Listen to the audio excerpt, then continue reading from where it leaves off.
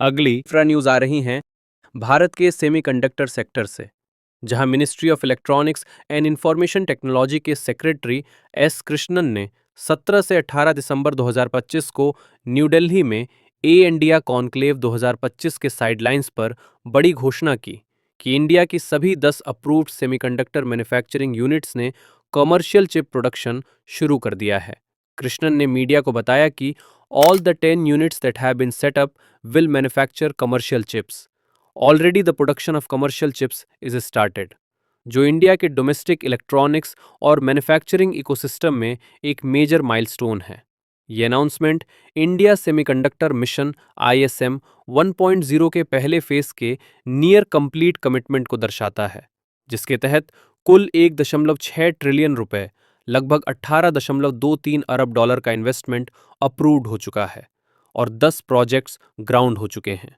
सबसे सिग्निफिकेंट ये है कि सेक्रेटरी कृष्णन ने ये भी बताया कि 2-3 और प्रोजेक्ट्स की अप्रूवल पाइपलाइन में है, जिसके बाद ISM 1.0 फुल्ली कमिटेड हो जाएगा और HCL फैसिलिटी सहित इंफ्रास्ट्रक्चर अपग्रेड्स भी कंप्लीशन के करीब हैं। ये 10 सेमीकंडक्टर यूनिट्स ओडिशा, पंजाब, आंध्र प्रदेश, गुजरात समेत 6 स्टेट्स में स्थापित हैं, जिनमें CG पावर की सानंद गुजरात में OSAT outsource semiconductor assembly and test facility और माइक्रोन टेक्नोलॉजी और टाटा इलेक्ट्रॉनिक्स के प्लांट्स शामिल हैं। ये कमर्शियल प्रोडक्शन माइलस्टोन भारत को सेमीकंडक्टर इंपोर्टर से प्रोड्यूसर में बदल रहा है, में ट्रांसफॉर्म कर रहा है और गवर्नमेंट के 2030 तक 100 से 110 अरब डॉलर की सेमीकंडक्टर मार्केट के एम्बिशियस टारगेट को अचीव करने में क्रूशियल रोल प्ले करेगा, जो 2023 के 38 अरब डॉलर से मैसिव लीप है।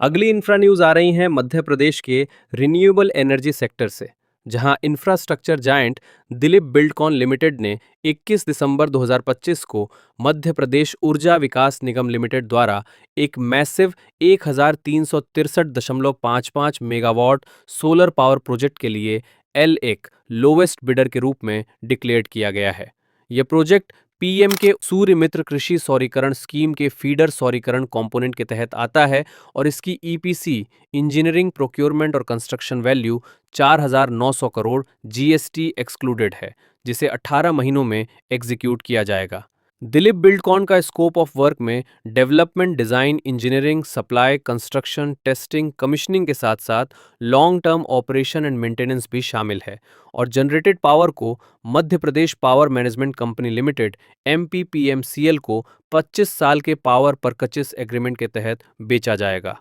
सबसे इंटरेस्टिंग ये है कि ये project multiple special purpose vehicles SPVs के थ्रू इंप्लीमेंट किया जाएगा और ये मध्य प्रदेश में रिन्यूएबल एनर्जी कॉन्ट्रैक्ट्स में से एक लार्जेस्ट है, जो स्टेट के क्लीन एनर्जी गोल्स को मैसिव बूस्ट देगा।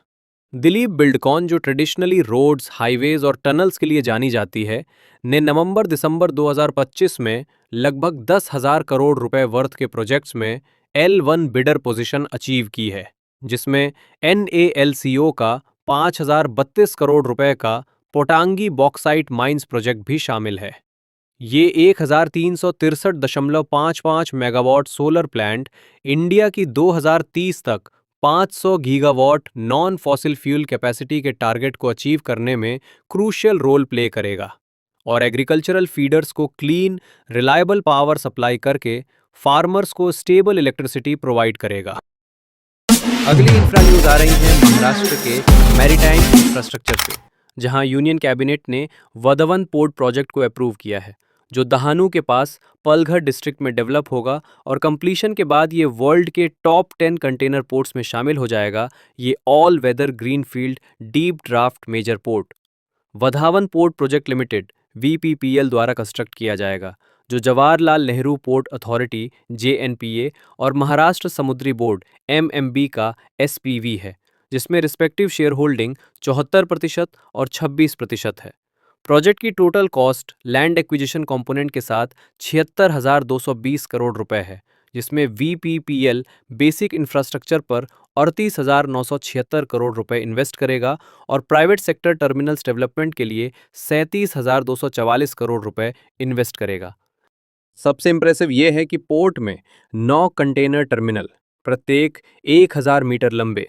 4 मल्टीपर्पज बर्थ, 4 तरल कार्गो बर्थ, एक आरओआरओ बर्थ और एक कोस्ट गार्ड बर्थ होंगे, जिसमें समुद्र में 1448 हेक्टेयर रिक्लेमेशन और 10.14 किलोमीटर ऑफशोर ब्रेकवाटर का निर्माण होगा। यूनियन मिनिस्टर सर्बानंद सोनोवाल ने बताया कि ये पोर्ट 2034 तक इंडिया को ग्लोबली टॉप 10 कंटेनर पोर्ट्स में पोजीशन करेगा और इसकी cumulative capacity 298 million metric tonne प्रति वर्ष होगी, जिसमें लगभग 23.2 million TEU 20 foot equivalent container handling capacity शामिल है। ये मेगा पोर्ट 24,000 TEU कैपेसिटी वाले अल्ट्रा लार्ज वेसल्स को एफिशिएंटली हैंडल कर सकेगा, क्योंकि इसकी ड्राफ्ट डेप्थ 20 मीटर है और ये India Middle East Europe economic corridor IMEEEC, Chabahar port और international north south transport corridor INSTC के लिए मेन फीडर पोर्ट के रूप में काम करेगा। साथ ही प्रोजेक्ट से लगभग 12 लाख व्यक्तियों के लिए डायरेक्ट और इनडायरेक्ट एम्प्लॉयमेंट्स क्रिएट होंगी। अगली इंफ्रा न्यूज आ रही हैं दिल्ली मेट्रो से, जहां यूनियन कैबिनेट ने बुधवार 23 दिसंबर 2025 को दिल्ली मेट्रो फेज 5A को मंजूरी दे दी है, जिसमें 3 नए कॉरिडोर शामिल हैं जो कुल 16.1 किलोमीटर में फैले होंगे और इनमें 12,515 करोड़ रुपए का निवेश होगा। Information and broadcasting minister Ashwini Vaishnaw ने कैबिनेट ब्रीफिंग में बताया कि पहला और सबसे लंबा कॉरिडोर के आश्रम मार्ग से इंद्रप्रस्थ तक 9.9 किलोमीटर का होगा, जिसकी लागत 9,570.4 करोड़ रुपए है। दूसरा कॉरिडोर एयर सिटी से IGI एयरपोर्ट टर्मिनल 1 तक 2.3 किलोमीटर का होगा, जिसमें 1,419.6 करोड़ रुपए खर्च होंगे। तीसरा कॉरिडोर तुगलकाबाद से कालिंदी कुंज तक 3.9 किलोमीटर का होगा, जिसकी लागत 1,024.8 करोड़ रखी गई है। के आश्रम मार्ग Indraprastha corridor central Vista area को डायरेक्ट मेट्रो कनेक्टिविटी देगा, जिसमें 9 स्टेशन होंगे। के आश्रम मार्ग Shivaji stadium, central Secretariat, Kartavya Bhavan, India Gate, War Memorial High Court, Baroda House, Bharat Mandapam और इंद्रप्रस्थ। सबसे इंप्रेसिव बात यह है कि इस फेज में कुल 13 नए स्टेशंस बनेंगे, जिनमें से 10 अंडरग्राउंड होंगे और 3 एलिवेटेड होंगे, और ये पूरा एक्सपेंशन 3 वर्षों में कंप्लीट हो जाएगा। तुगलकाबाद कालिंदी कुंज सेक्शन में 3 स्टेशंस होंगे, सारिता विहार डेपो, मदनपुर खादर और कालिंदी कुंज, जो नोएडा और फरीदाबाद से आने वाले कम्यूटर्स को गुरुग्राम के लिए डायरेक्ट कनेक्टिविटी देगा और ट्रैवल टाइम में सिग्निफिकेंट बचत करेगा। ये एक्सपेंशन दिल्ली मेट्रो नेटवर्क को 400 किलोमीटर के पार ले जाएगा, जो इसे दुनिया के टॉप 5 मेट्रो नेटवर्क्स में शामिल कर देगा। अगली इंफ्रा न्यूज आ रही हैं भारत के हाईवे इंफ्रास्ट्रक्चर से, जहां union road transport and highways minister Nitin Gadkari ने 17 दिसंबर 2025 को टाइम्स नेटवर्क के इंडिया इकोनॉमिक कॉन्क्लेव 2025 में घोषणा की कि सरकार का लक्ष्य हाईवे कंस्ट्रक्शन की गति को 60 किलोमीटर प्रतिदिन तक एक्सेलरेट करना है। गडकरी ने बताया कि हालांकि हाईवे कंस्ट्रक्शन में स्लो डाउन आया है, क्योंकि सेंटर के फ्लैगशिप भारतमाला परियोजना के तहत अब कोई नए प्रोजेक्ट्स नहीं लिए जा रहे हैं, लेकिन ministry of road transport and highways ने करंट फाइनेंशियल ईयर 2025 से 26 के लिए 10,000 किलोमीटर नेशनल हाईवेज का कंस्ट्रक्शन टारगेट सेट किया है। सबसे इंटरेस्टिंग ये है कि इस वीकेंड 24 से 25 दिसंबर को सेंटर ने थारड अहमदाबाद ग्रीनफील्ड एक्सप्रेसवे के लिए लैंड एक्विजिशन नोटिफिकेशन जारी कर दिया, जिसमें पाटन डिस्ट्रिक्ट के 11 गांवों में 55.5 हेक्टेयर लैंड को ईयरमार्क किया गया है। ये थरड अहमदाबाद स्ट्रेच लगभग 214 किलोमीटर लंबा ग्रीनफील्ड एक्सप्रेसवे होगा, जो थरड NH15 को अहमदाबाद से कनेक्ट करेगा, और ये 1256 किलोमीटर लंबे अमृतसर जामनगर इकोनॉमिक कॉरिडोर का की पार्ट है। अफेक्टेड लैंड ओनर्स को कॉम्पिटेंट अथॉरिटी के पास ऑब्जेक्शन फाइल करने के लिए 21 दिन का समय दिया गया, और ये लैंड नोटिफिकेशन स्टेज इस बात का संकेत है कि कई ग्रीनफील्ड एक्सप्रेसवे अब प्री कंस्ट्रक्शन एक्टिविटीज के फाइनल स्टेज में हैं। फाइनेंशियल एक्सप्रेस की ईयर एंडर रिपोर्ट के अनुसार अप्रैल से नवंबर 2025 में कुल 4,073 किलोमीटर नेशनल हाईवेज कंस्ट्रक्ट हुए हैं, और कैपिटल एक्सपेंडिचर बाय MORTH अप्रैल अक्टूबर में 1,74,00,000 रुपए रहा, जो पिछले साल के सेम पीरियड के 1,44,00,000 करोड़ रुपए से अधिक है।